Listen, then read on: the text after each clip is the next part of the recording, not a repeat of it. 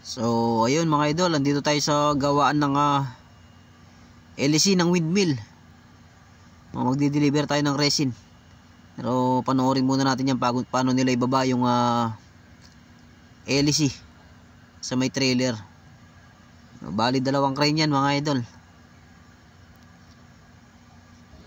Bali malayo yan, zoom lang natin.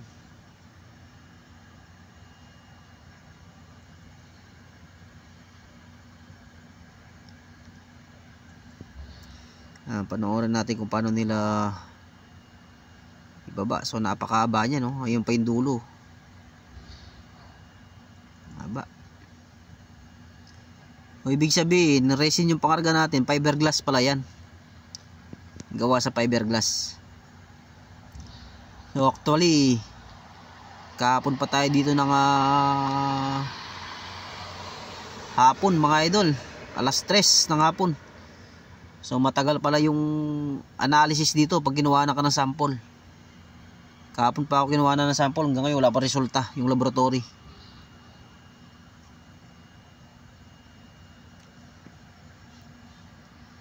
Yan, 2 crane, no?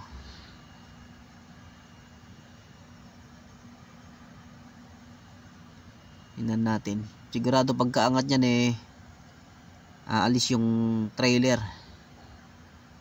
O yun, angat na.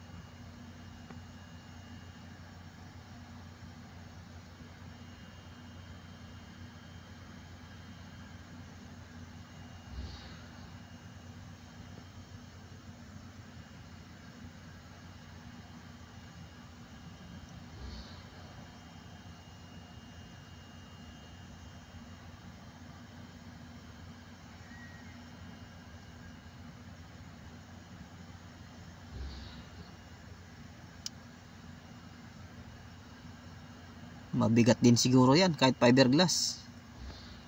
Sigurado makapal yan, hindi naman basta-basta yan kasi mababali.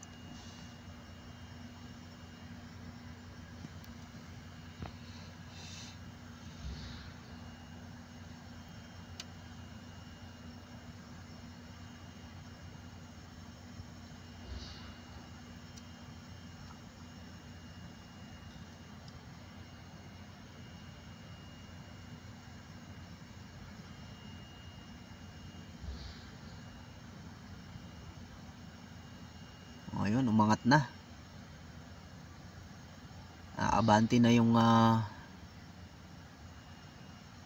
trailer niyan, or atras yung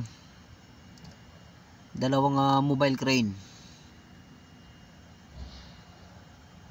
Naiangat na. Yun, umabante yung trailer. Yun, so makikita nyo sa left side yung tractor, ayun yung kulay itim. Ayun, yun. Bali long nose yata yan, yung tractor.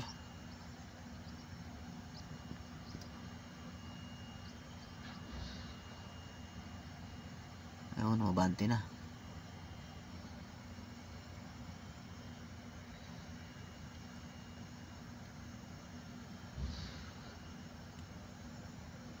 Long nose nga yung traktor.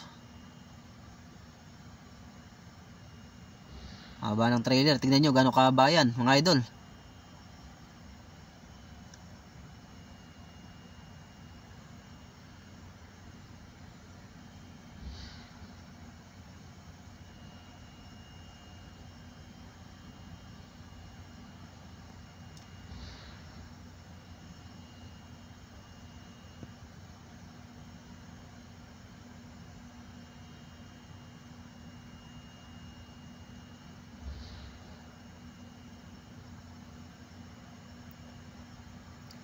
So kaya ikakamada yan. Baka dyan lang din ibababa.